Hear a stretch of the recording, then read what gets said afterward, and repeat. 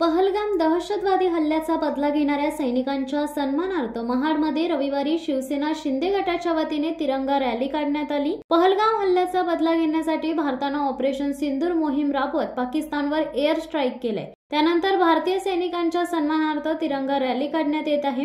रायगडातील प्रत्येक तालुक्यातील शहराच्या ठिकाणी स्वतंत्र तिरंगा रॅली काढण्यात आली। महाड शहरातही मंत्री भरतशेठ गोगावले यांच्या उपस्थितीत ऑपरेशन तिरंगा रॅलीचे आयोजन करण्यात आले। रॅलीत मोठ्या संख्येने शिवसैनिक आणि सेवानिवृत्त सैनिक उपस्थित होते। सेवानिवृत्त सैनिकांचा महाड शहरातील छत्रपती शिवाजी महाराज चौकात मंत्री भरत गोगावले यांच्या हस्ते सत्कार करण्यात आला। भारतीय संरक्षण दलाचा विजय असो, जय जवान जय किसान, भारत माता की जय अशा घोषणा देत तिरंगा रॅलीला सुरुवात झाली। महाडमध्ये तिरंगा यात्रा काढण्यात आला, नेमकं काय उद्देश होता आणि काय संदेश द्यावा?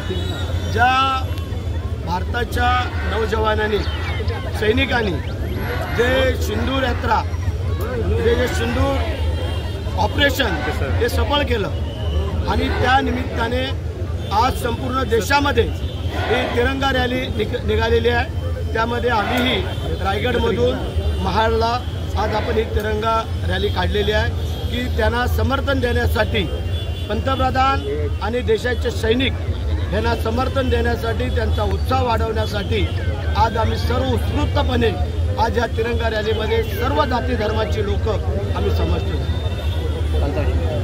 खासदार सुनील तटकरे यांनी तुम्हाला सूचक सूचना महाडमध्ये येऊन दिलेली आहे, संयमाचा कडेलोट होऊन देऊ नका। गोगावलेंचं काय उत्तर आहे? मला वाटतं आज तो विषय आत्ता घेणं बरोबर दिसत नाही आहे। मला वाटतं तुम्ही जर दुपारनंतर मला भेटलात तर त्याला ते नेपकिन असेल काय असेल ते बाकीचं आम्ही उत्तर देऊ।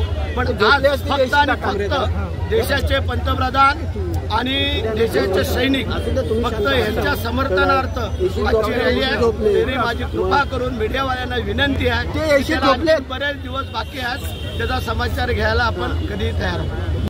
शिवसत्ता टाइम्ससाठी निलेश लोखंडे, महाड। दे धडक बेधडक वृत्त देणाऱ्या आपल्या शिवसत्ता टाइम्स न्यूज चॅनलला लाल बटन दाबून सबस्क्राईब करा आणि बेल आयकॉनला क्लिक करायला विसरू नका।